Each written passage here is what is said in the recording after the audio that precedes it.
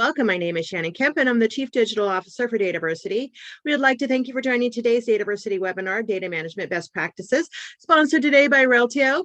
It is the latest installment in a monthly series called Data Ed Online with Dr. Peter Aiken. Just a couple of points to get us started. Due to the large number of people that attend these sessions, you will be muted during the webinar. For questions, we will be collecting them via the Q&A section, or if you like to tweet, we encourage you to share highlights or via LinkedIn or other social using hashtag data ed. And if you'd like to chat with us or with each other, we certainly encourage you to do so. To open and access either the Q&A or the chat panels, you may find those icons in the bottom middle of your screen for those features. And just to note, the Zoom chat defaults to send to just the panelists, but you may absolutely change that to network with everyone. To answer the most commonly asked questions, as always, we will send a follow-up email to all registrants within 2 business days containing links to the slides. And yes, we are recording, and we'll likewise send a link of the recording of this session as well as any additional information requested throughout the webinar. Now, let me turn it over to Chris for a brief word from our sponsor, Reltio. Chris, hello and welcome. Thank you, Shannon. Happy to be here. Really excited about this today's best practices.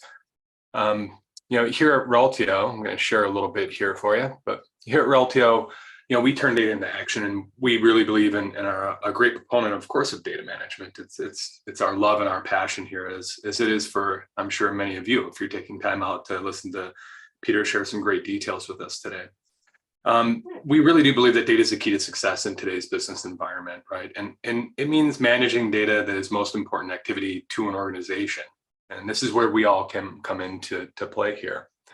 Now, at Reltio, we see, like you all see, we see what I call data spaghettification still, right? Average organization has around 450 applications, and that's only growing, right? As people move to the cloud, we're actually, integrating with more niche applications to support very targeted business needs within our organizations. And that's generating, more data, more siloed data within those applications. And then a framework around it that just has data kind of going everywhere, like you see on this chart here. Again, something I call a data spaghettification, because it kind of just looks like a plate of spaghetti, right? So obviously data management plays a key role in how you make this spaghetti here into actual something consumable, something we can use and bring value within our organizations. But they require really kind of modern solutions, right? So we're seeing this shift towards data management as a practice, and those practices and the standards haven't changed all that much, but the way that we apply tool sets and the way that we automate things has changed. Today's focus is really around kind of these modern software solutions that scale to that explosion of data that we're still seeing, exponentially across all all verticals. So, and as those data supply chains really shift to support, both analytics and operational use, we see data management tools needing to shift and support data that's dualistic in nature, meaning, we don't need to replicate data necessarily to support analytical and operational use cases anymore. We're using the same data to support both of those and distributing those in different ways. We're seeing a lot of dependency to operate in more real time. The desire to integrate with everything, with all the cloud applications and the proliferation of cloud, there's a real need there to integrate and move that data and be a focal point to move data around in organizations. We see a need for enabling both, that federated and centralized data governance approach and management processes and architectures. So a lot of business flexibility, right? And we need our solutions and our practices that we're building around these solutions for data management to actually be flexible to supply those needs for either way that our businesses try to tackle data. And then lastly, they need to deliver value quickly, right? As we've seen in this cloud age, right? Value is key, value is king, and you need to prove that we're providing value very, very quickly, which can be complicated in a data management space that is historically owned by IT and kind of is in a lights out type of operation for the business. Peter's going to talk about some great things today all across data management. He's going to help us, understand several specific practices and how all of this really needs to work together, right, around the wheel. So I'm really looking forward to it. Reltio is really happy to be a sponsor for this event and hopefully future ones as well. I look forward to learning a lot myself, and I'll be around for questions after to participate. And I look forward to listening to all your great comments and learning myself today. So thank you. Shannon, back to you. Chris, thank you so much. And as Chris mentioned, he'll be joining us at the end in the Q&A portion of the webinar. So if you have questions for Chris or about Reltio, feel free to submit them in the Q&A portion of your screen. And thanks to Reltio for sponsoring today's webinar and helping to make these webinars happen. Now let me introduce to you our speaker for the webinar series, Dr. Peter Aiken. Peter is an acknowledged data management authority and an associate professor at Virginia Commonwealth University, president of DAMA International, and Associate Director of the MIT International Society of Chief Data Officers. For more than 35 years, Peter has learned from working with hundreds of data management practices in 30 countries, including some of the world's most important. Among his 12 books are many firsts, starting before Google, before data was big, and before data science. Peter had founded several organizations that have helped more than 200 organizations leverage data. Specific savings have been measured at more than 1.5 billion US dollars through his efforts. His latest current company is Anything Awesome. Check it out. And with that, let me turn everything over to Peter to get his presentation started. Hello and welcome. And welcome to you, Shannon and Chris. Thank you for a great intro on this. Good afternoon, morning, wherever everybody happens to be. Top of the day greetings as we do this. The topic for today is data management best practices. And I always kind of rewrite the headlines underneath it, because what we're really talking about is practicing data management better, because you will be doing data management from now until your HR department goes away. And I like to bring people into that kind of a mindset early on.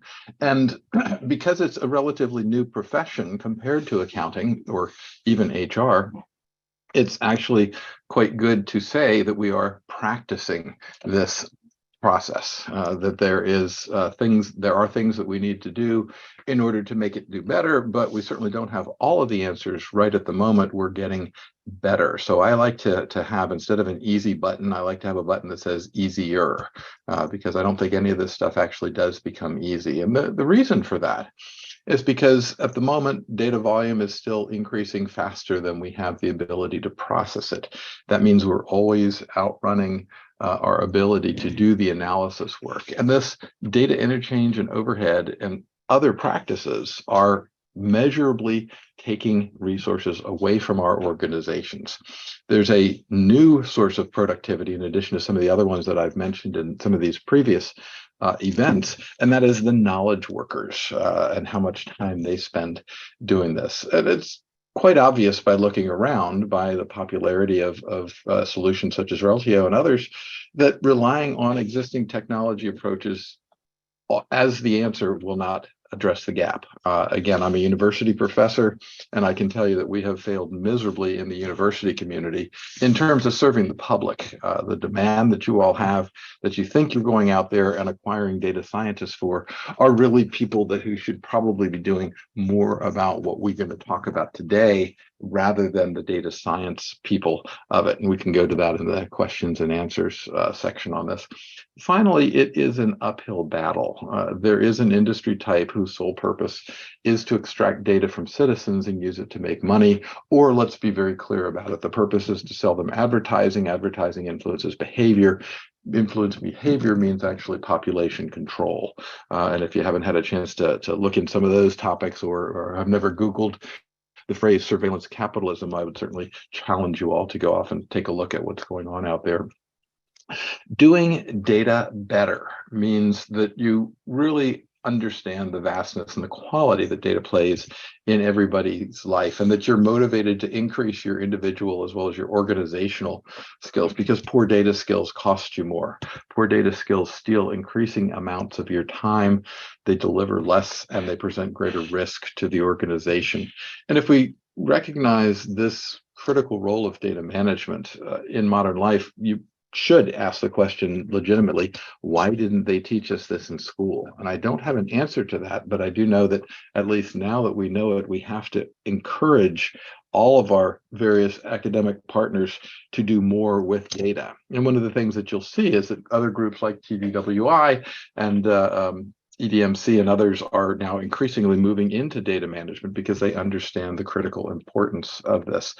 It's also critical to build our skills out around these topics in a way that can help all of our knowledge workers as well as our organizations understand the difference between good and bad quality data on this. And let's start out with a basic assumption that most data is of unknown quality, and that's a very problematic activity. In addition to that, you want to assign values to some of these things in here and take advantage of the increases in workload so that we can more effectively manage data in our professional as well as our personal lives.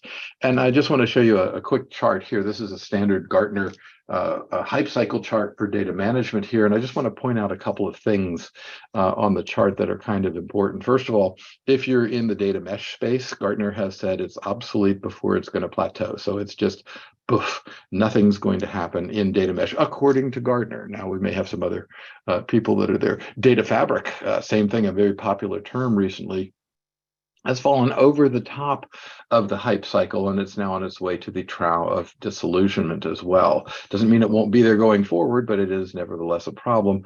Finally, just to circle a couple of things here, master data management and data lakes are now at the start of their climb up the slope of enlightenment. So these are not things that most people think about when I'm buying a master data management solution.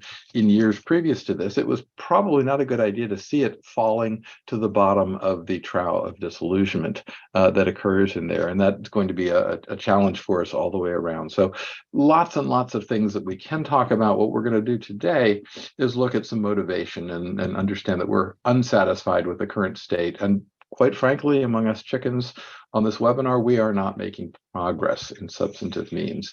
So the first question is, how did we get here? And it's by a kind of an unusual process. I happen to be part of it, but lots of other people, I want to make sure I highlight some of my colleagues that have done this as well.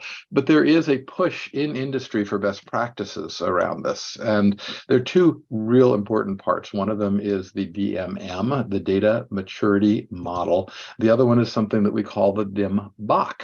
That would be the Data Management Body of Knowledge. We'll talk briefly about those and then look at how they work well together.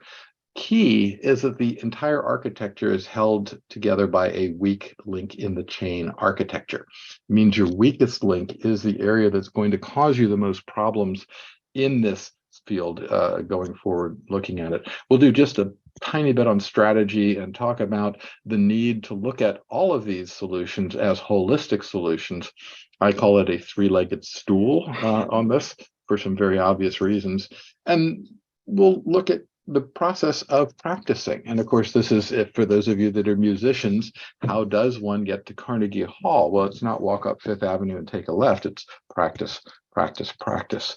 So then we'll talk a little bit about where we're going further on this. But last part is we'll get Chris back up here and start to talk about what your specific questions are around this in our Q&A segment. So let's jump in and get started. There are tremendous amounts of unproductivity on this. Knowledge workers stress at having to work with data. 33% of knowledge worker time is spent reworking and recreating knowledge that already exists. What a waste. 10% of their time is spent creating new knowledge and content. Oh my goodness, I think you've just demotivated me for the rest of the week here, Peter. You know, this is not a very good thing. 53% of knowledge workers would rather do household chores than work with data, and 52% would rather pay bills than use your content management system and repository solutions that organizations are working with people. 74% of knowledge workers feel unhappy or overwhelmed when working with data, and 1/3 of them spend at least 1 hour a week procrastinating on data-related subjects. Now, that last point right there, I'm going to tell you we used to justify a repository, a glossary, whatever you want to call it, the thing that you're going to put all your common definitions in there to manage your controlled vocabulary, at an organization that I said, if we could just save 1 hour per year for these, would it be worthwhile? And they clearly came back and said, oh, yes, we have a number of knowledge workers. And if we just looked at 1 hour per year of savings, that would more than pay for itself. But certainly at 1 hour a week, there is absolutely no question that these are cost justified measures. Taking a little bit further with the measurements, I want to draw your attention to something in the bottom right-hand corner here, which is the Data Literacy Project link.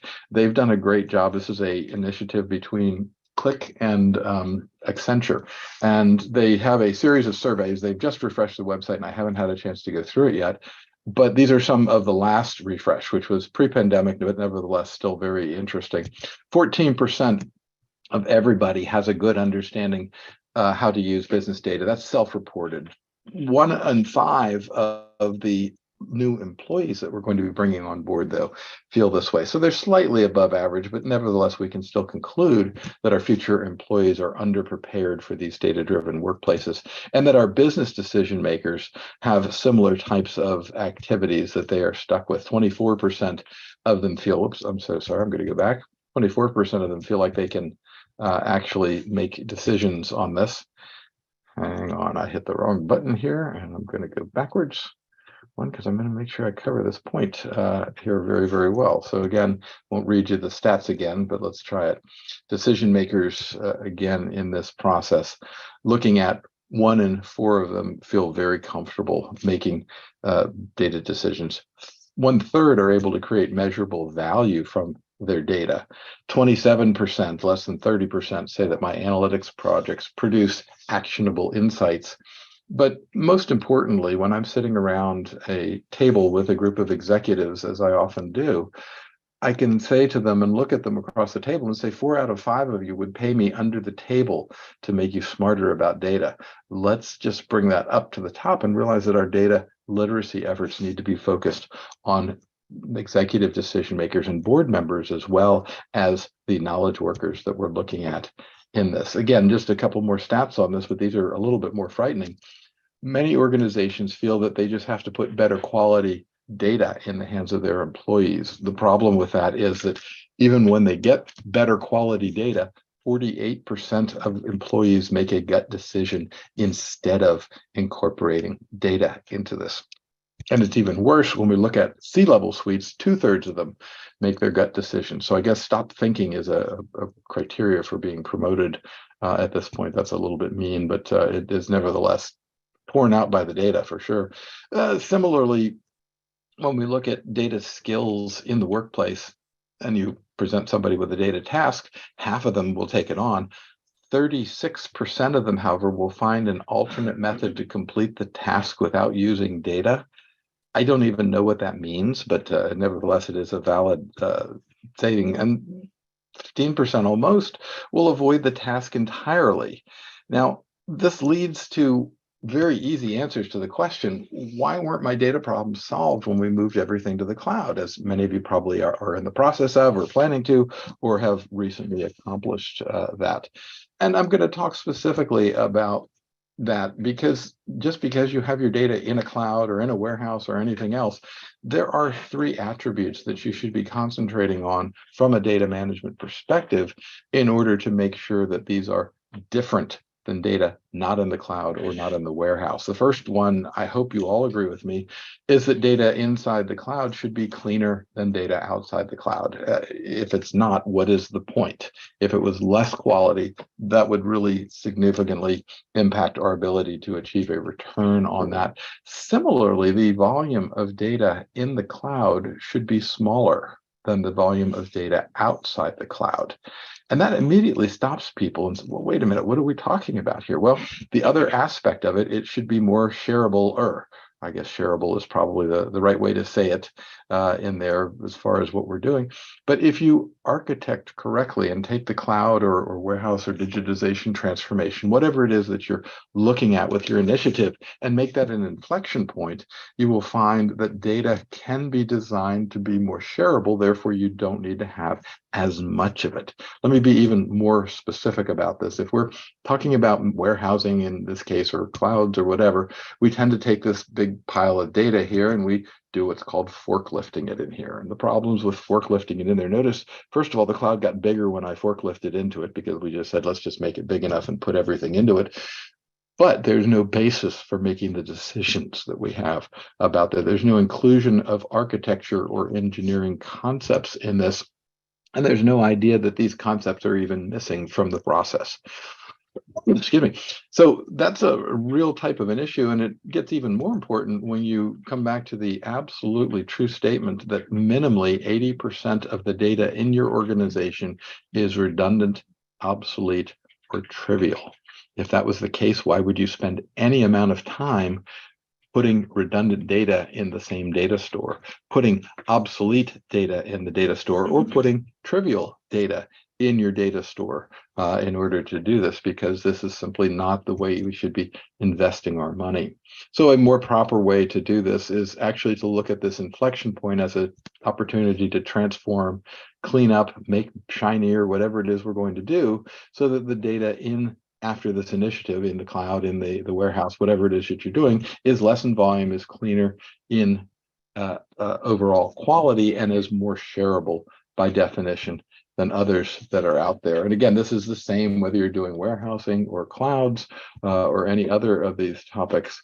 The idea is that we really need to try and find out the opportunity of what can happen with data branding. And what I say to organizations, I can remember one of the very first ones I did was when Alcatel bought Lucent on this. We had a very, very big challenge around this. And the strategy that was adopted was that we're going to use data that is of known quality. So this is an opportunity to brand your data, to say it's being put into these new ways of doing it. Again, data lakes, anything else that you're doing here in terms of repositories, in a way that allows you to do this. And of course, what'll happen though, and we'll see this happen, again, I've got a sheet going here with now got 14 companies on it that have installed salesforce.com and then decided to clean the data afterwards. Well, fixing the data after you put it someplace is kind of like wearing glove boxes. You know, it's just not exactly what you want to do. You certainly want to do this to protect yourself from bad things that are happening out there, but at the same time,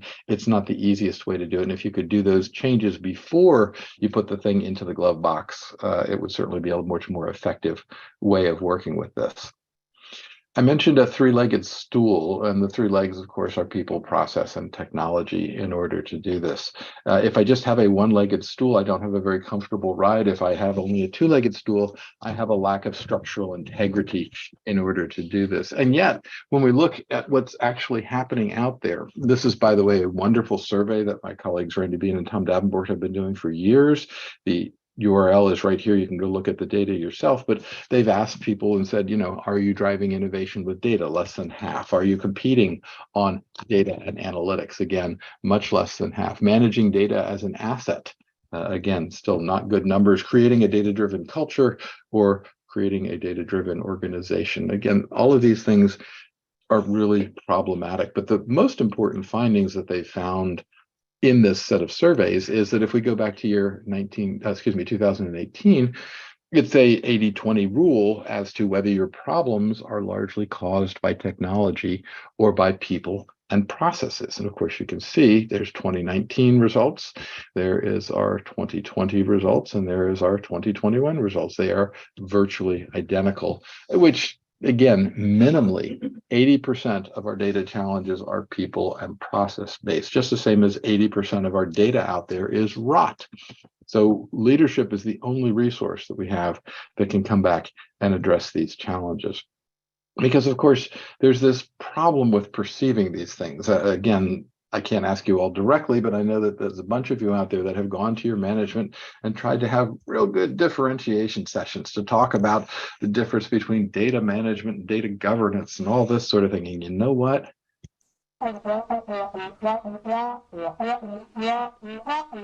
For those of you that are younger, that's an old teacher talking in the old Charlie Brown Christmas Carol story that shows up on a regular basis. They just don't get it. They don't care. What you really need to do is focus their attention on a data program so that they understand that this is all part of what we have to do for our data program in order for us to do more with our data. So don't try and over-explain this to folks. Instead, keep them concentrating on the ultimate objective, which is making data better as we go through this.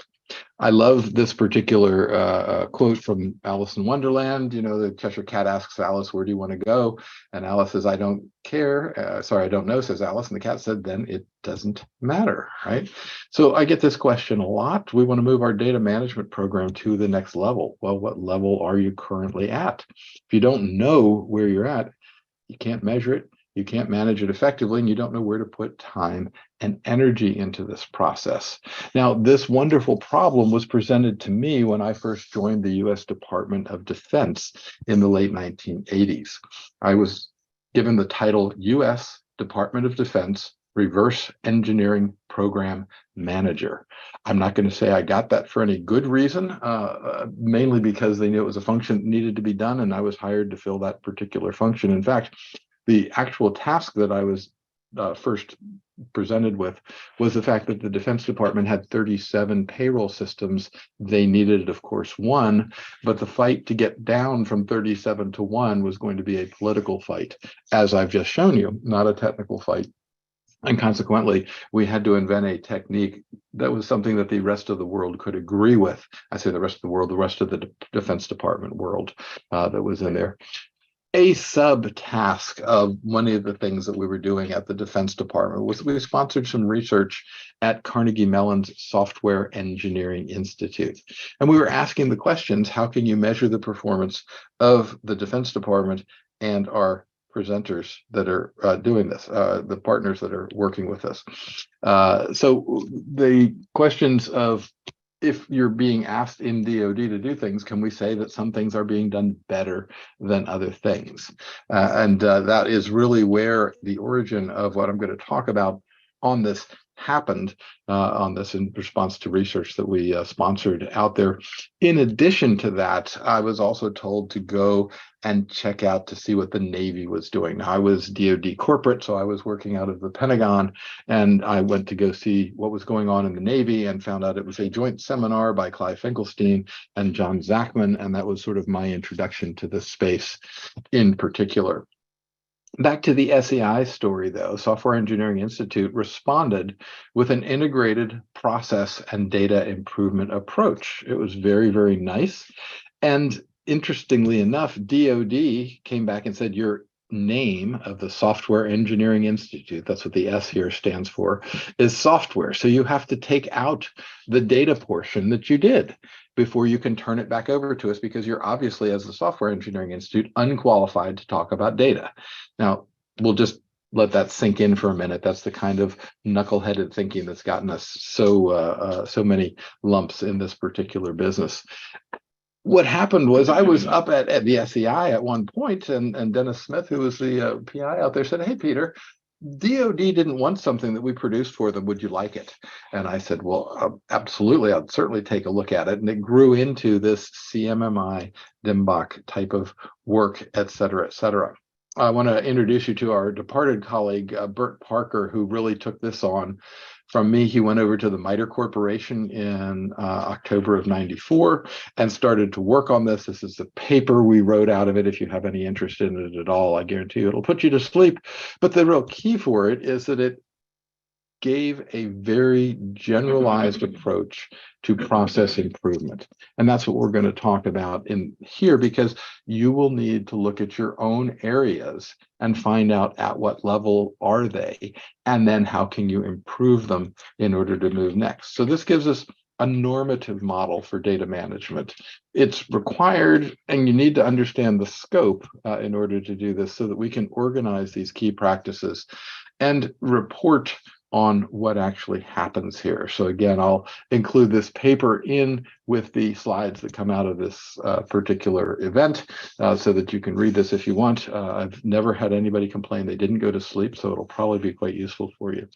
Now, just a quick bit on the CMMI at Carnegie Mellon. Again, they came out of this as a federally funded research and development center and have now a 20-year history of looking at this process, where they've taken this same improvement process and applied it to software development, acquisition in the supply chain area, services, people management, and of course to data management as well.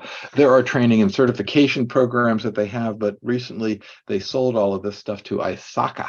So ISACA is now the group that owns this portion of what goes on here. I want to also introduce you to my friend and colleague, Melanie Mecca, who sat down with a wonderful opportunity from the CMMI and produced for us this wonderful thing that we talk about, the DMM. It's the idea that we're now going to be able to say, hey, here is a good way to do data practices better. 1.0 was released in 2014. We're looking for some funding to do a second version. There's been a little bit of change, but the thing has actually held up reasonably well over the years. There were a lot of contributing authors. And most importantly, it provides very specific practice statements that will help you understand a bit more about where they go in terms of measuring this. So it gives you the idea that you can take a look. Here again is the basic structure. There's a core category, a process area, there's a purpose, some introductory notes, goals, then there's a 1 to 5 set of scales that we put in place, and again, give example work products in order to do this. Each area follows the same process, and it focuses on what you actually do. The model emphasizes behavior, as all good research in this area should do. They should take a look at the changes that you're doing so that you can carry out repeatable processes and then take those processes and extend them across the entire organization. These produce work products that allow the organization to standardize what it is they're trying to come up with and what they're trying to gain by looking at their data better. Key here is, of course, reuse and extend these. Find an area that works and leverage the heck out of it if you're going to do this. It reflects real-world organizations and real-world processes that allow us to take everybody and align them in the same ways. And most important of all of this, the exception of CMM and ITEL, these are the only ones that actually show improvements in some key measures. So for example, when we look at projects on budget, CMMI produces the biggest improvement in these areas in order to do this. And actually things are going to get worse if you go to the rational process or COBIT or PMI's area around this. These are just really, really solid statistics that are problematic. Same thing for on-time delivery. Once again, the CMMI process allows us to make the greatest improvement here, whereas you can see the others sometimes make things go in the other direction. RUP isn't quite so bad here, but certainly COBIT and PMI are very problematic. So the first thing is that when somebody comes at you and says, I'm going to do an assessment for you, and if you're going to pay them, I would suggest that you would get better results if you look specifically to the CMMI process, because I've gone out so many times and I will see company X told me they were doing the DAMA process. Well, DAMA doesn't have one, right? But CMMI does. And I've been handed that and people say, oh, it's the CMMI process, right? And I look at it and say, no, it's not. I'm sorry. It is not. They are lying to you or misinformed, but it is not, in fact, the process. So many organizations try to make up their own on this, and they just make things more complicated. If you look at the fact that we have 20 years of good quality research in this area, why on earth would you start something new unless it offered something significantly better than the results that we've been gaining so far? And again, remember, these are the only ones that produce on time and within budget types of results. The other part of this is something we call the DIMBOK. Now, before the DIMBOK, we just had these little handbooks here. Here's one that I've got on my desk here, the Handbook on Data Management and Information Systems, right? Well, they're academic, they're not helpful. Instead, what we did at DAMA was put together a multi-year effort. This is the second edition of the Data Management Body of Knowledge. Published in 2017, but still current today in order to take a look at this. And what you can see is that while it's a better step, it's easier to understand this and to say that these are activities that need to occur if you're going to successfully manage your data across the organization. You can see there are 10 pie wedges, and the thing in the center is called data governance. So we're keeping that very much at the center. Unfortunately, this icon, this meme, I guess we'd call it nowadays, is not as perfect as we'd like it to be because it doesn't show optionality and dependency, two things that are very important for data management. One of the things that happens is that people will look at this and say, okay, Peter, you're the president of DAMA. DAMA published the DIMBOK here, and it says I must do data integration and interoperability, or I must do document and content management. No, that was not our message, and you can see how that would be understood by putting this out here. What we really should have said was document and content management, something that you may do as part of your data management activities, but should only take on if it's going to produce a positive return on your investment. Similarly, we did a little bit with the governance piece and say that, dependency wise, data governance is really kind of the heart of all of these things, but I don't think it quite articulates it in the way that we'd really like to. And perhaps some of you all will have the ability to come along and talk to us more about this as well. Let's talk and spend some time here talking about how to apply them together. Now, this is where I'm calling you from today. This is my home in rural Virginia. I am at the end of a twisted copper pair, a wire set, and I'm not showing you that for that reason, but instead showing you pictures of a foundation that is in my front yard. Now, the foundation eventually became a barn. If I had a live cam, I could show you the barn is out there and populated with horses, which is a wonderful to do. But the reason I'm showing you this is because I borrowed money from the bank in order to build the barn. And the bank gave me exactly this much money to do it. And then they said, stop. Now that you have put the foundation in place, document it and show us that you've passed a foundation inspection for the county that you live in this case, Western Hanover County in rural Virginia. So the bank's pretty good at this. And they said, you build a good foundation and then you can build a good barn on top of it. But if you put a poor foundation in place, Peter, because we know that you're what's called a horse husband, then I will pay the components in terms of any bills that would come up from a bad barn that I might build on top of this. So it makes good business sense from the bank's perspective to say, we're going to give you this much money. When you prove to us that you spent that money well on a good foundation, you will be able to borrow the next tranche of money that comes out in order to do this. And the point here is there is no IT equivalent. All major programs. I'm working with one company now that has 100 connections to a hub, and they want to move it to another hub, and they want to know if they can be done by Friday. Well, it's Tuesday, and probably the answer is no. If you have 100 connections, we need to understand those connections. But they've already spent the money, they've put it in place, they're getting started on the process, and it's a day late and many dollars short in order to do this. I like to show this because it's very much related to a concept that I learned in high school, as many of you all did as well, Maslow's hierarchy of needs.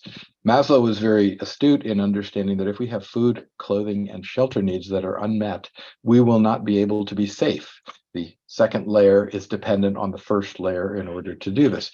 If we are never safe, we will never be part of something that is bigger than ourselves. And if we are never part of something that's bigger than ourselves, then we will never know ourselves in respect to other people. I was talking to two young women yesterday that were thinking about becoming PhD students, and it was a great conversation that they had.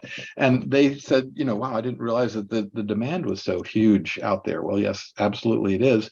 And it needs then you to have self-esteem before you can get to where you'd like to be, which is what Maslow called self-actualization. Now, I'm showing you this for a particular reason because lots of data represents itself in exactly the same way. Unfortunately, the TED folks came along a couple of years ago and hijacked the self-actualization piece, and now they call it flow. Okay, well, whatever you're going to call it, it's the idea that you're working at your best capability. You're happy at work, you're producing things that are useful, and you're doing it in a way that doesn't inhibit you, that doesn't cause you frustration, that doesn't cause you to go out and work on household chores instead of actually the data in your organization. And data is an awful lot like this. As I've already mentioned, the technologies that people are using, again, data mining, right? AI, ML, data ops, mesh, crypto, all these things that we've looked at here, these are just technologies. And they really represent the tip of the spending iceberg that we have around this in order to truly do investments and do them well. You need these foundational data management practices to be put in place, just the same way as my barn needed to have a good foundation out there in order to get it right. And these things are not technologies, they are capabilities that the organization has to learn how to do. Hint, hint, hint, practice, practice, practice, right? Now, I'll show this a lot. People will look at these lines and diagrams and things, and then they'll say, well, that's great, Peter, but can you do it faster? And the answer is yes, I can do it faster. If I do it faster, it will take longer. If I do it faster, it will cost more. If I do it faster, it will deliver less. If I do it faster, it will present greater risk to the organization. And the reason for that is because people not understanding this will go out and hire a bunch of data scientists in the top part of this thing and say, get started doing whatever it is data science does. And they'll turn around and say, great, where's your data dictionary? Where's your capabilities? Where's your good, clean quality data? Because I don't want to work on the bad quality data. And they get blank stares back. As a result, it takes most data scientists 3 years to become useful and productive in an organizational capacity. And if you know how much we spend on data scientists, it's not a very good investment. In fact, the better way to do it is, in fact, to hire data engineers at first, data analysts, and have them put things together. And then when you're ready for it, bring the data scientists on. But most organizations don't have that kind of patience. Now we're back here. I know I'm mixing things back and forth, but I'm back here now to the DMM, and they have some things that are similar to the pie wedges here. But what I want to show you is how they go about the process of looking at them. So they look at it as a data management strategy, which says we have to manage the data coherently, and that we need to manage them professionally. We have now, after 20 years, a cadre of people who are data governance professionals who we can now count on to do the right kinds of things that are out there. That there is a data operations life cycle that we need to pay attention to that works for our organization, whatever it happens to be. That data quality is a search for fit for purpose data so that we can, again, go with the branding things that I was talking about before. And finally, of course, we need to have the operations stack in order to do this. All of this, of course, needs supporting practices. Now, the problem with this, as I mentioned before, is that if you have a weak link in the chain, that your entire data foundation can only be as strong as the weakest link. Now, it turns out there's 5 levels that we spend our time talking about in the data management area here. Again, just to give a little brief thing, you get 1 point for having a pulse. That's a pretty low standard. If you have any sort of repeatable processes, you get 2 points, even if the process is give it to Peter because he'll know what to do with it. All right. If you have any of that process written down at all, any documentation at all, you get a 3 points for being defined. If you measure any of the things that happen within your defined processes, you have 4 points, and you get 5 points if you actually optimize something based on the measurements that you've collected from your defined processes. Again, very, very brief. These things are all recorded. You can go back and rework it again, but I'm going to give you an example of why that's so important. And that is that in this organization, hypothetically, that we're talking about, they are at a 3 for their data governance, their data quality, their data operations, and their data platform, but they are a 1 with respect to their data strategy. And the problem with that is it lowers the entire organization down to a 1, because if you don't know where you're going, any road will take you there. So we've taken these 2 components here on the left-hand side. Those are the 5 areas, but they can just as easily be the pie wedges that we're talking about in the DIMBOK. And we perform them at a 1, 2, 3, 4, or 5 level. We can go through, and there's a method that we can go through and produce charts and things that are out on this. Again, the idea is if you know you're not very good, don't spend a lot of money getting somebody to tell you that process.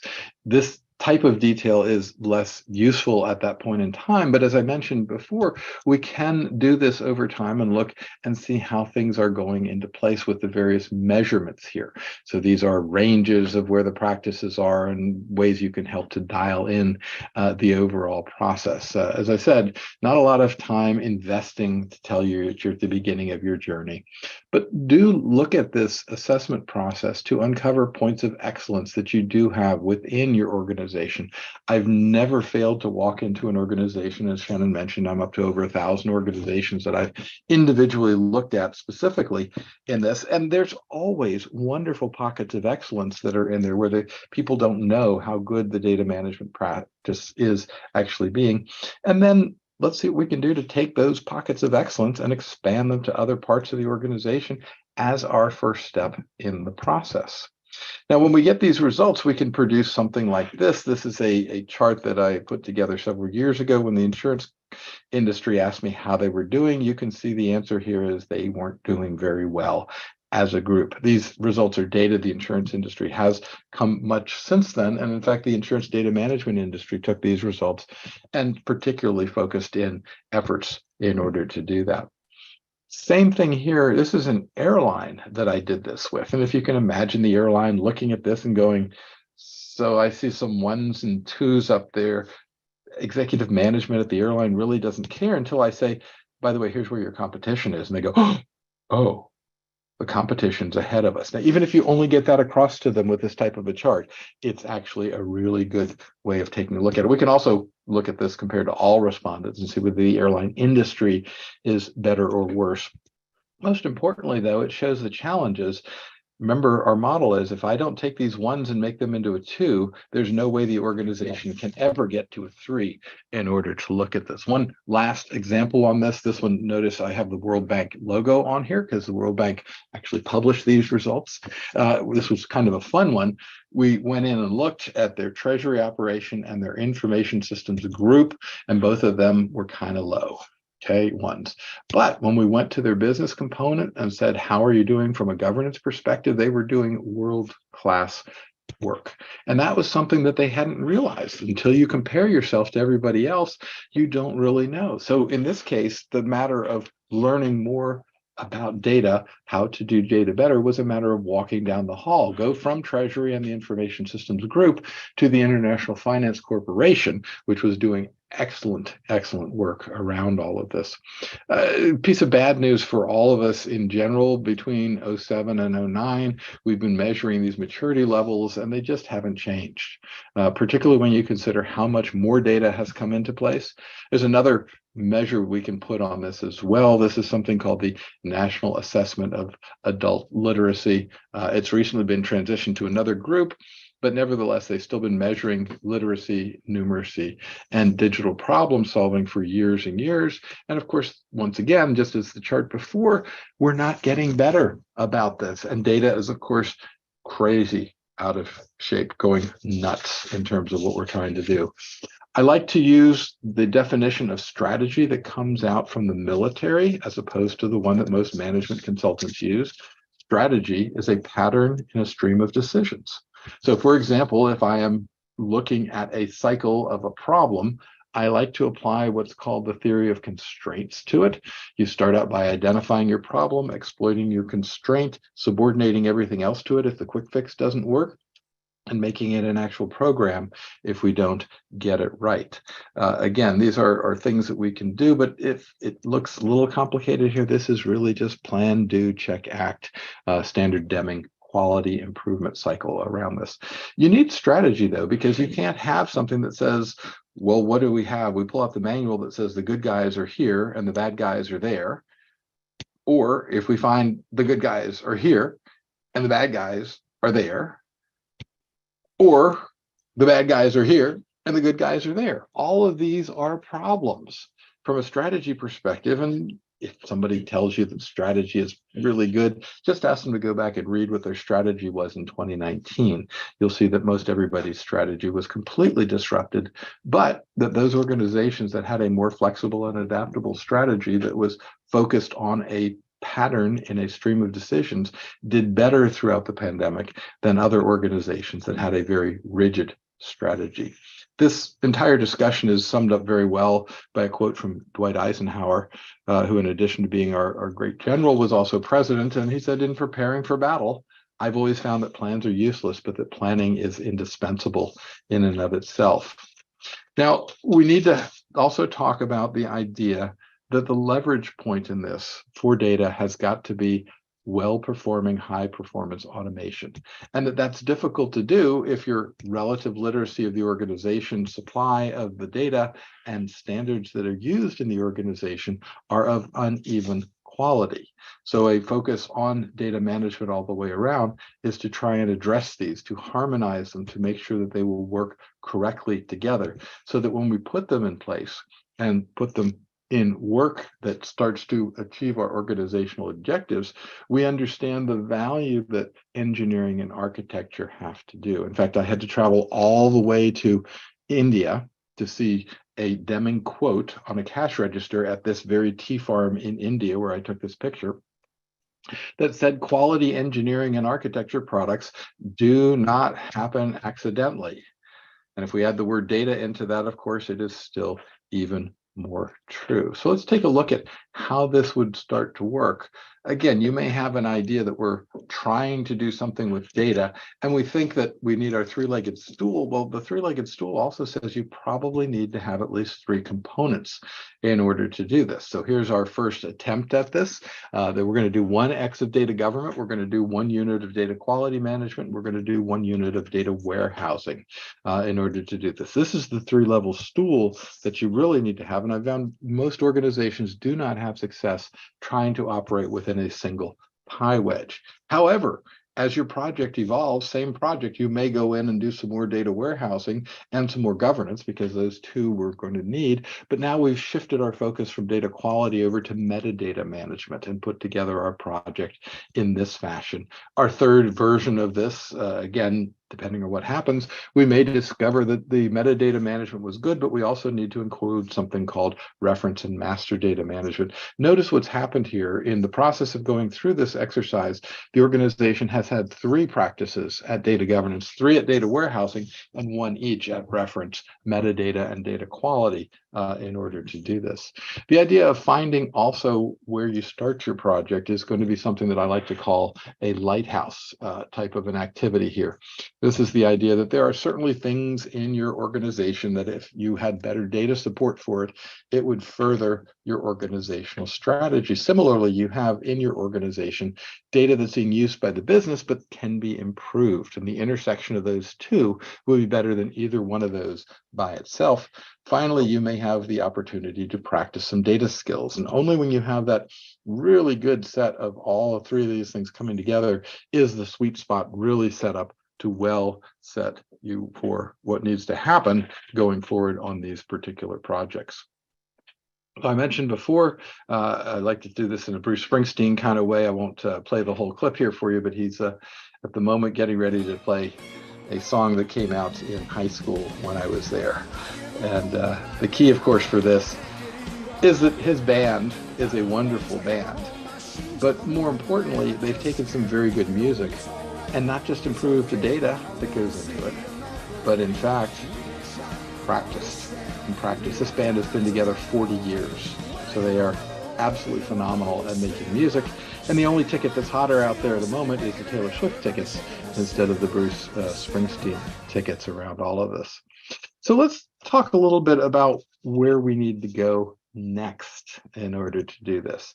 And that is the idea that there is a different set of skills that we need to have in here called change management and leadership.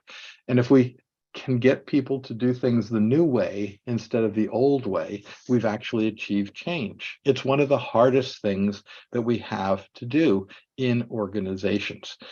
I can recall when I was first brought into the Defense Department and I had my swearing in day. You have a whole day through ceremonies and things, and you swear to uphold the Constitution of the United States and all the rest of the things that we do in that. And I had somebody come out from the TQM office who came out and said, oh, and by the way, at DoD here, we also do TQM. It is infuzzed in everything that we do. Well, of course, their use of the wrong word there, infused is the word they should have been doing. They should have actually made a difference in there, but they were not. It was just lip service to it. And it was unfortunate because TQM is actually quite a good way of improving quality. There is data TQM that's in there, but actually everything that I've shown you here today will help you get started around all this. Something else that we're going to have to explain to our kids as well is what is a physical lock, right? All of our locks are digital today, so we don't have this, but notice the way this is showing you, it's showing you how the tumblers are raised to the right level, and only when you have all things lining up can you in fact achieve organizational change.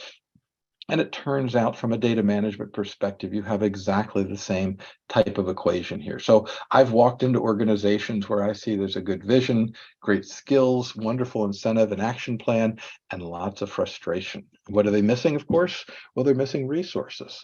Similarly, I've walked in and seen vision, incentive, resources, and an action plan, and anxiety. And when I see that anxiety, I know that they're missing skills. So I wish I could tell you I'd invented this chart. I did not. This came from Mary Lippett, who did a great job of talking to us about organizational change. And the most important part of this, of course, is that the only way this works is when you have vision, skills, incentive, resources, and an action plan in order to change. And yet what happens with most organizations is that they go out and buy some technology. And when you buy technology, that's not going to help your organization as much as it could if you instead looked at the people and process dimensions of your data management challenge. All of these are very, very important in order to do this. And this is not a new field. Change management exists. Many of your organizations have groups that are already competent in this area and able to assist with all of this, because culture is in fact the biggest impediment to the shifting in our organizational thinking about data. These are all very significant challenges in order to do this. I have a case study that you can simply go online and download with no registration that talks more about this. It's about a 70-page piece, so one of those other things that'll put you to sleep at night for sure around this. So let's go back to our beginning where we started out about 50 minutes ago. Data volume is increasing faster than we're able to process it. It means we need to have some good things in place, and we have not educated our folks to do this. We don't tell our knowledge workers anything about data. We tell our data people barely about this. Particularly, data scientists are not well equipped to handle this. That data interchange, overhead, and other costs are sapping the organizational procedures in order to do this. That reliance on technology-based approaches can only solve part of the problems and are not materially addressing any of these. And finally, we have to, of course, keep our mind the surveillance capitalism industry is a great place to go for models on how to do it, but probably not great models on what to do. So process is much more important than results at first, and that failure itself is a lesson. I finished last night with my classes and my executive sponsors last night, and one of the things that the students really felt good about was that they knew some things that definitely weren't true on the exercise they had gone into. Well, if it's definitely not true, that's still good data points. That's a good thing to have out there. And that the people and process aspects are simply not receiving enough attention in order to do this, but that best practices do exist. And the idea is simply work your way up through those pie wedges, start off at a 1, then start to find a repeatable process. Once we found the repeatable process, now let's go a little bit further and document that repeatable process. Now that we've documented it and we find we're following the documented process, let's start to measure how long different aspects of that process take. Once we have sufficient measurement, we can now look at re-engineering in a way that actually does create some very significant improvements in the area overall. So to practice data management better, it is best to think of it as something that you are in fact going to practice. We're going to start, we're going to do it not perfect the first time because we're humans and because there's no wonderful thing like generally accepted data practices out there that we can follow in order to do this. But we are unsatisfied with the current state and we are committed to making some progress in there. We're going to get there by following a group of things that have been put together through a combination of the Defense Department as well as DAMA International. These are the two icons that I'm showing you on the right here. The data management on the left is the one from CMMI, and the one on the right is from DAMA. And you can put them together and make 1 and 1 equal 11 with these. It's a very, very powerful technique. Again, each of those have to be applied in a way that focuses on the thing that you are worst at the moment. And you want to try to get a bit better about that. Of course, there's lots of things we can get better at, so we need to have a focus on strategy to say which things are more important than others, and make sure that what we put together is structurally sound, that it has a 3-legged stool instead of a 2-legged stool, and that we're not going to get anywhere fast, but we are going to start practicing in order to get to Carnegie Hall around all of those bits and pieces. So the idea here is let's not take a look at this as one time in order to come up with this, but instead say this is a skill that we're going to start and get better at. And I'm going to tell you a quick story around here of a related field. The related field is human resources. I've mentioned it once already. HR used to be just like data. It was diffused. It was done. It was figured that the person who was going to be the best person, judge of the person to hire, would be the people that they're working with. So hiring practices were decentralized around that. Disseminized, probably another word in there. Anyway, long story short, about 80 years ago, corporations started saying, there's a lot of risk associated with the old model. We should do it centralized, and nobody's ever gone back to them and said we should get rid of HR, right? Well, data management is exactly the same practice. You've got to start somewhere and make it work your way towards that. And we are now at the very top of the hour, and it's time to invite Chris back on and see what sort of questions you all have for us. So thank you guys for listening, and Chris and Shannon, back to you guys. Peter, thank you so much for another great presentation. If you have questions for Peter or for Chris, feel free to submit them in the Q&A portion of your screen. And just to answer the most commonly asked questions, just a reminder, I will send a follow-up email by end of day Thursday for this webinar with links to the slides and links to the recording, along with anything else requested throughout here. So diving in, recommendations for how to collect information about the data management practices at the industry level? Good question. Chris, if you know of anything, please jump in. What I'm looking at is we've got about 20 years worth of data in this process of collecting it the way I described it here. So here, for example, I'm showing you the results that we pulled out for the World Bank that we did.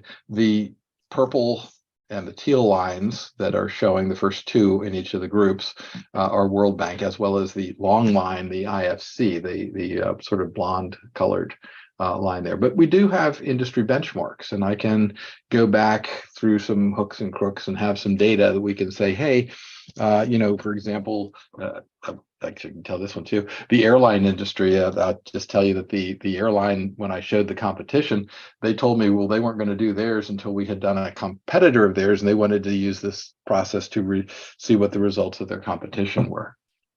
There are things out there. Gartner has some sort of measurements. They won't really tell us what their method is, but we are starting now to see that groups are looking at these types of practices within industry.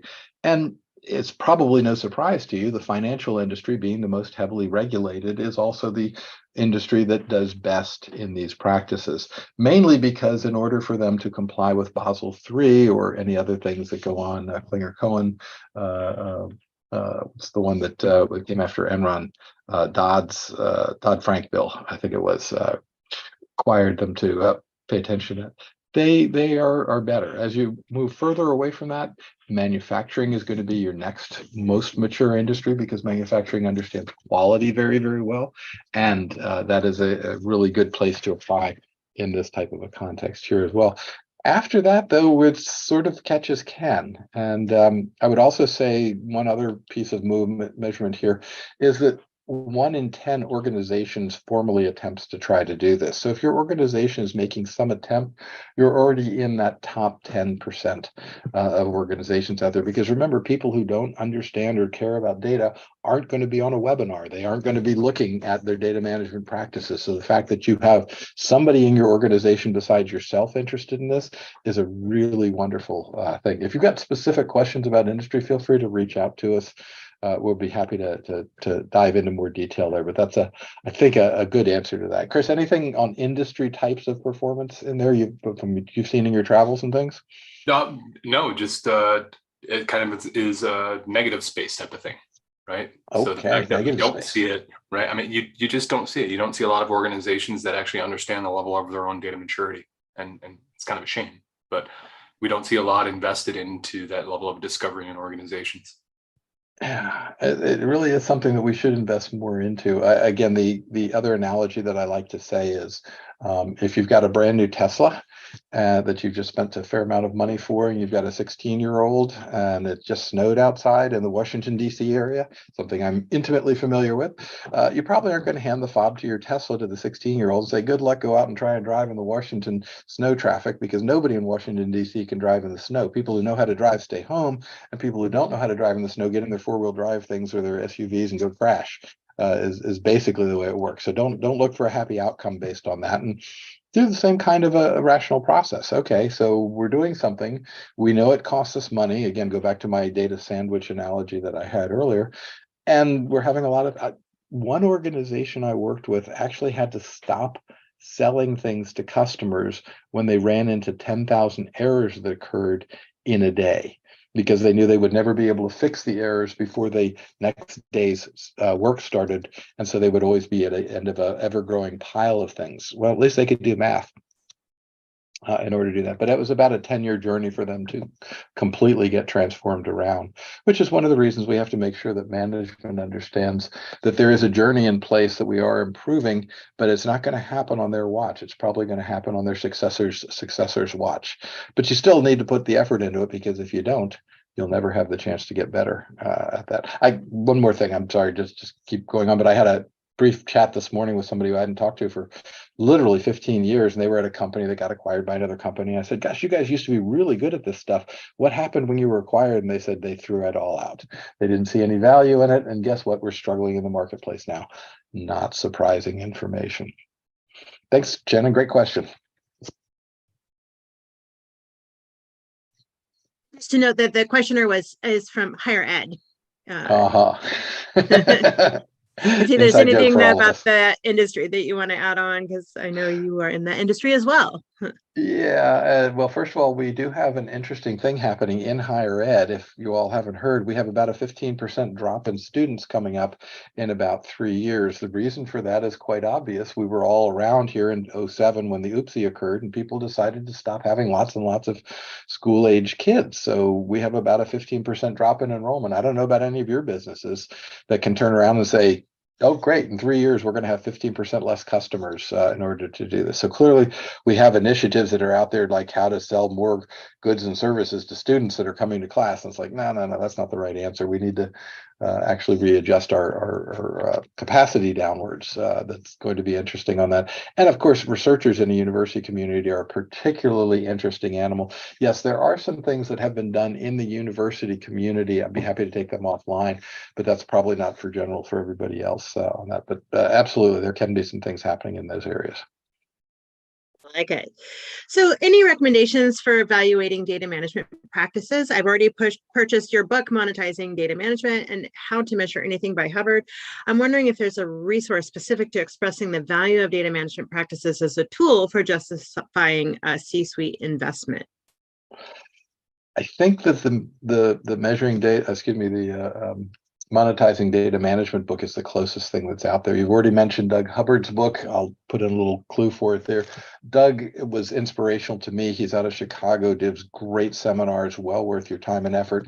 And as the questioner said, there's a wonderful book out there called How to Measure Anything. It's a great book that'll give you lots of inspiration on how things end up costing things. So it's I think the subtitle is How to Find the Business Value in the Intangibles that are out there. That's probably not exactly right, and I apologize to Doug for that.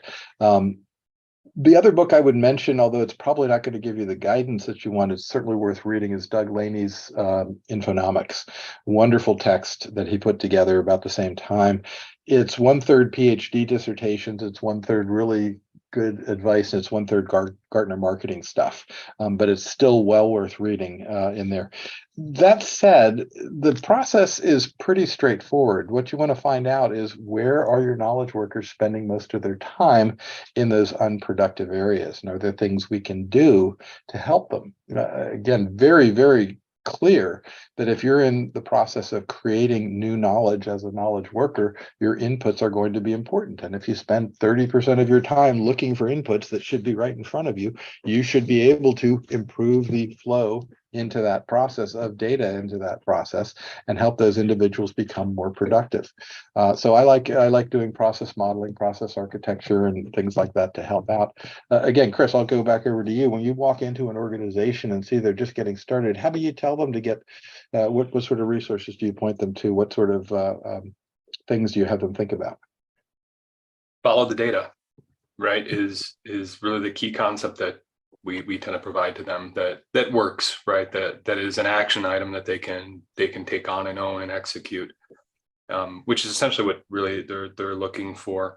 And what I mean by that is it's really about the process engineering, right, that you're talking about there, Peter, but it's getting to which process. And oftentimes when IT teams are the owners and managers and operators of, the data management platforms and the data supply chain within an organization, they're less than directly associated to the business, and they talk in a completely different language. So the way for you to get on terms where you're able to have conversations and get to what the business value really is follow the data, get it to where it's actually used. What business processes does your data impact? How are you changing that data quality, the data availability, these type of things, and understand how it impacts that business process. That's how you get to value, true business value, and to what the folks on the business side within organizations will see as value and what they care about. Absolutely, couldn't agree more. It's the case, and really, this is following the Tom Cruise advice from Maverick on the original movie, right? Follow the money, because if you can follow the data, you can really look at this. This is another concept that leads us into, and I have a big issue with this, and because I'm old and cranky, I can actually really pontificate on this. Don't let anybody own your data. The minute somebody owns the data, they start to do the same thing that everybody else does. They start mining it. It's my data, and therefore I can control the requirements and everything. No, the only thing you can let somebody own in this is the requirements for the data at a particular point in time relative to the process that you're looking at. And so, Chris, just exactly as you said, what are the inputs? What are the processes? What are the outputs? If I can follow them through, I can look and say, why would it take somebody, and this is an example from IBM Credit, 2 years to decide whether, 2 weeks to decide whether a university that has always paid its bills in the past and is backed by the full faith and credit of the Commonwealth of Virginia, which we have a AAA rating in Virginia, so that's actually a good thing. Why would it take them 2 weeks to decide whether to give us another loan when we just rolled over the last one on this? Well, it was a bad business process, and it turned out there was only about 15 minutes of work that occurred during those 2 weeks, which meant that IBM could actually sell a lot more credit in their process in order to do this. So exactly as Chris was saying, follow the money, so follow the data, which is money, and you will find good areas to start working on all of these practices with. Perfect. So moving on here, if a tiny team performs an initial data management maturity assessment on a very large organization, where should the team concentrate in order to get the best information? The fun part about the way I get to do things is I get to walk into a room and some executive announces we're doing more with data, and I look around the room and I want to see the people who are rolling their eyes in the back of the room. Oh, we've been here before. You guys have tried this before, but it's never worked. The skeptics, if you will. Again, particularly when I was DOD, the response usually was, I've seen your kind come and go, Peter, and I'll still be here after you're gone. So you can go ahead and tell me whatever you want, but it ain't going to change nothing, right?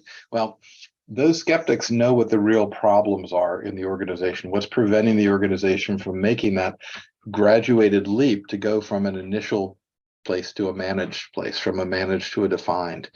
By the way, something else really quick on all of this too. It is not necessary for all of your data practices to be at level 5.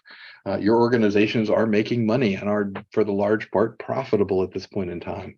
The question is, if you improved some of your practices to an optimized level, would that result in even more money to the bottom line for your organizations, or more service if you're a service-based organization? We did one in Virginia here where we took childcare interventions, where somebody's actually making a decision about whether a child should be ripped away from the parent or not, and found out that 40% of the interview questions that they were being asked had no material value at all. And so they could stop asking the questions and, most importantly, deliver over $1 million from administrative overhead into service delivery. Well, that's a huge amount of money, particularly for a state agency. And that's the kind of thing that you're looking for by doing data management better around that process. So the question of where you look for, find the people who know what are going on in there. As long as we don't have AI that can actually do anything other than write English essays perfectly well, which should scare the heck out of anybody in the liberal arts community at this point in time. If you haven't had a chance to look at the open sources that are out there, it's where we need those people, and the people know how to do things, and they are the ones that are going to talk about the primary blocks, the things that are most important for the organization to be able to do. And they'll know, for example, that if you could we could sell 1 billion more eggs if we had a different kind of container to hold them in, because, well, actually I can make a very specific example. Amtrak would be made a more profitable organization if they learned how to manage food better. And I know that sounds really weird, but Amtrak's expertise is running trains, not actually managing food. And they have huge food spoilage problems that are there. And of course, if you've ever been on an Amtrak, I'm not telling you anything that's surprising to you.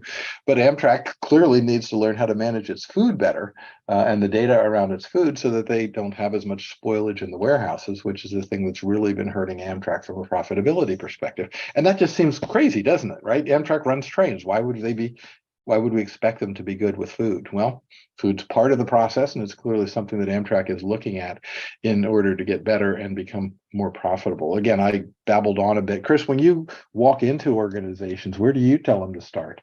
What sorts of things do you say? What are the first things that they should be looking at when applying something like your technology into the organization? I look for the problems, right? And you're kind of stating that as well, right? The people that will share the most and most poignant information and the most information with you are often the people that are having the most trouble, right? So in understanding what some of their problems are, whether it's, a business process doesn't function optimally because of perceived problems with an application or things like that, understand that application's owner's frustration, see if there's, how data may impact that. And these are ways that you can do two things by understanding that. One, in general, in my experience, you get more information, you get somebody's attention. People like to talk about problems more than they like to talk about resolving problems or resolved problems, right? It's just kind of a human nature thing. When they do that, they share a lot more information with you, and a lot of that information can be flipped around so that once you've attached how data is part of the problem or maybe part of the solution as well, you're understanding how data is contributing to the value of that business process as well. It's literally just taking an issue or a problem and understanding the impact of that and flipping it around inversely proportionate to the value that data is providing for that specific process. And once kind of that connectivity is made, it does go back to the previous question around value. That's where you get people willing to invest time that it takes, right, to concentrate on these assessments. Because at the end of the day, people aren't going to spend time on something if they don't perceive there's any value in it. And when you attach it to how it could solve a problem for them, they're much more apt to volunteer and spend that time, make that investment. Interesting. And the way you were describing that, Chris, I have another talk that I do where I talk about a 12-step program for improving organizational literacy. And, you take it as a 12-step program because it's a problem and the organization needs to admit to the problem. And people kind of go, wow, that's really good. But actually what you described there was closer to cognitive behavioral therapy, which is really what we need to have for most of these organizations, and say, look, do you like bumping your head against the wall? Okay, we can get you to stop bumping your head against the wall, and you'll actually feel better and things will get done faster. One more quick example in there as well, and this is a story that was relayed to me, and I think it's imperative to get you all to do this.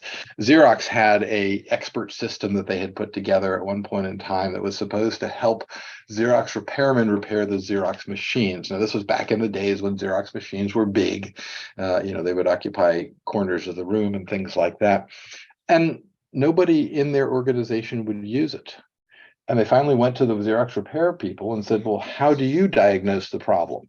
And they said, well, I walk into the room where the Xerox machine is and I pick up all the paper that's in the trash can, because those are the copies that didn't work. And they'll show me what the flaws were that were in there. And that's a whole lot more insightful to look at those errors that they had coming out than it was to try and, go through several steps of diagnosing the machine and getting its general health and all the rest of that sort of thing out there. So yeah, absolutely. There's some definitely good ways of doing this, and there's some ways that are less helpful, which is just sort of generally interviewing everybody, right? So as Chris said, if you can find the people that are motivated to do this, they do want to talk to you, and they will be very happy if they figure that you actually have a solution that doesn't involve some sort of silver bullet. And that's, of course, what everybody wants, but doesn't exist.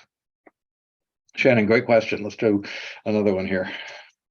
Indeed. So what do you do if one side of the company, data governance, is on the slow journey to crawl, walk, run, and the other side of the company wants to move things to cloud quickly despite all the data chaos? How to get the organizational alignment to ensure a data lake instead of a data swamp? There's no point moving the junks to the cloud. And yet it happens over and over and over again. I can't tell you how rich Amazon is getting by having just rubbish stored out there. It's just Amazon. Azure has the same thing. Google has the same kind of cloud. So if we keep with our cognitive behavioral therapy theme and say, what we really want to ask is, what is the organization's strategy long term? If the strategy long term is to get to know their customers better, then by all means, let's make sure the data that goes into Salesforce is in fact quite good, and that we put the extra time and work that we need to do in there, not just to put data in there, but to also clean the data before we put it in the process in order to do this. There are several dependencies. Chris mentioned a couple of them in there. Again, there's some technologies that can help. This is another thing that we don't do well with our data scientists. They understand Python very, very well, but will probably not understand that there are some really good utilities out there that will help introduce you to a data set in a much more efficient fashion than just sort of poking around or dropping it into a spreadsheet and then doing various bits and pieces on all of that. Chris, you want to take a crack at that one too? That's sort of a real good one. Yeah, I mean, it's not uncommon, right? And I would say first, data governance kind of clashing with IT wanting to take large leaps isn't necessarily a bad thing, right? So you do want a little bit of that pressure from data governance on there. Now, I guess it would really depend on what are the things that are the blockers, right? Most specifically to this question, to answer that, to get, or expedite actually moving data to the cloud. But understanding which of your data assets are kind of cloud worthy, I would suspect there's ways that if you've got mature data governance, hopefully you've got mature viewpoint and visibility into your overall data quality. That's a great place to start to understand, where do you have data quality, where are you managing data in a way that it's not junk, and start to, instead of maybe one fell swoop of moving all the data and all of everything over to the cloud, you start with your assets that you think are cloud ready. And if there's not an agreement on what that is, then start with a definition there that you can align with the data governance team on, of what makes data cloud ready for us in our organization, and look at it a little more from a program standpoint of how do you iterate through that then to make sure that you're moving your quality assets to the cloud for usability, and then building a program where you can actually now fund some of the data quality initiatives that are going to take place in those projects to clean the data and get it cloud ready, now that you've defined what cloud ready actually means for your organization. Super good guidance. Again, phased approaches, having conversations, making sure that the strategy is in conflict, because one part of the organization can't be optimized for strategy that says faster if another part of the organization says no better, right? And so very, very important to make sure that happens in there. And they are conversations. Again, there's nothing out there in the technology world that's going to magically do this, but there are lots of good products that can help you. And we don't teach the data scientists what they are. They actually are going to have to find somebody who understands a bit more about what's in there. I think, Shannon, one of our webinars next year is going to be focused on data management technologies, if I'm not mistaken. Where we can dive into that topic a little bit, although it's kind of hard to do in an hour, isn't it, Chris? It's just a lot of things going on. But as always, Shannon will tell you over and over again, Chris and I are not hard to find, and you guys are welcome to reach out with further questions and suggestions, and sometimes these turn into these webinars. So we love the interaction. And I think we have time for at least one more question here. We've got about 7 minutes left, so maybe I can fit in a couple. But Peter, can you discuss and Chris, any advancements that you may be aware of using AI to cleanse data at the edge before persisting it in the data ecosystem that is using AI to prevent garbage in? One of those wonderful terms that everybody's using now, at the edge. So what that is implying is that before data becomes part of the general data practice, data processing that goes on in the organization.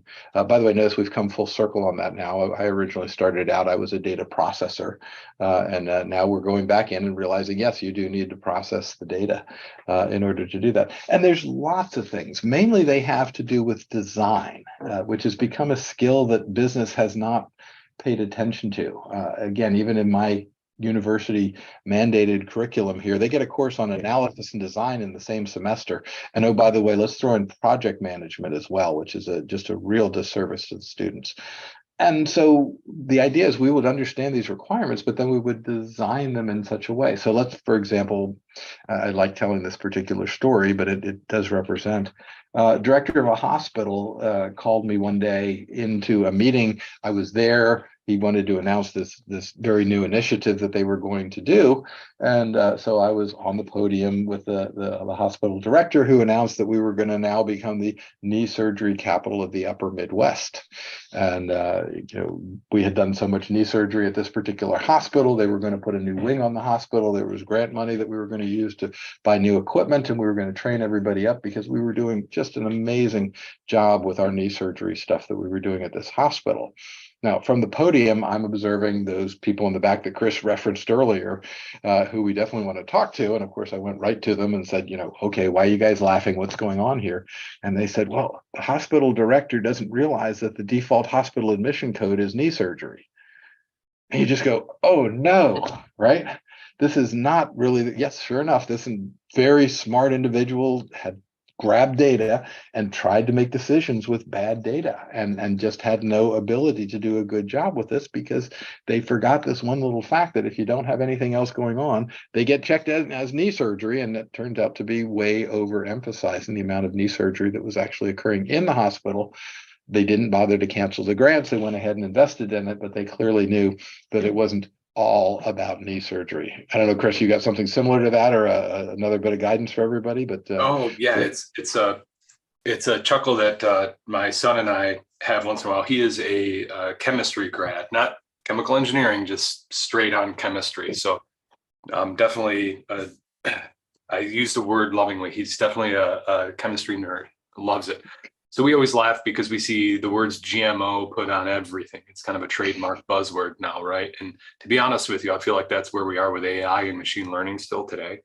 Whether it's actually applicable to a specific technology or not, you're seeing it stamped on anything and everything. So it's a little difficult to see and truly understand. I'm in the software side of things, so obviously we don't, and my competitors also don't really publish how they're using technology or what it really does. That's all stuff that comes in a sales conversation.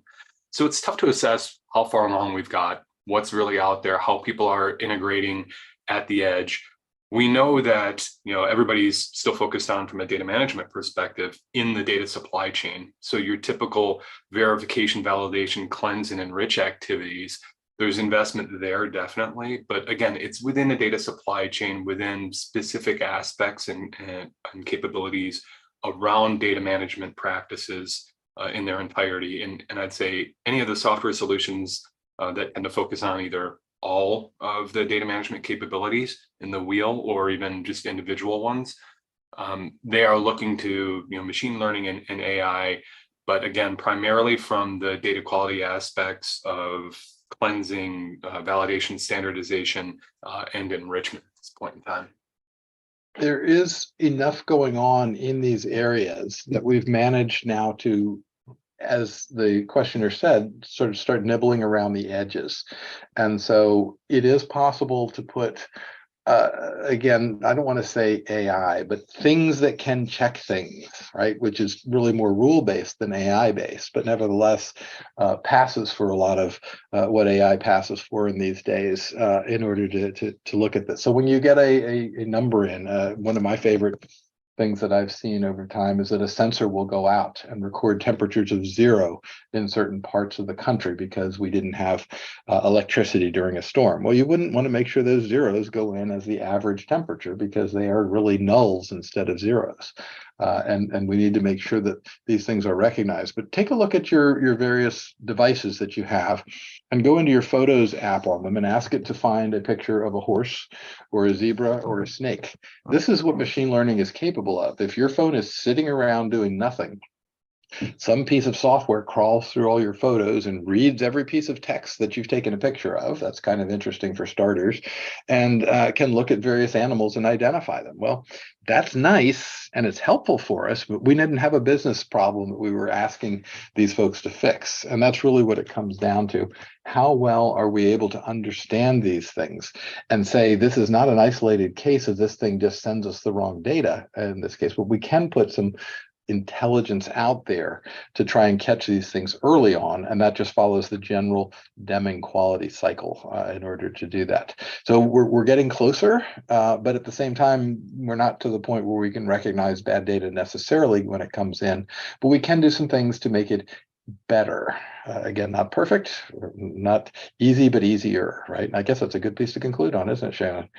It's a great piece to conclude on. That is, because that is all the time that we have for today. So many great questions. But thank you to all of our attendees for being so engaged in everything we do. And thank you, Peter and Chris, for joining us today.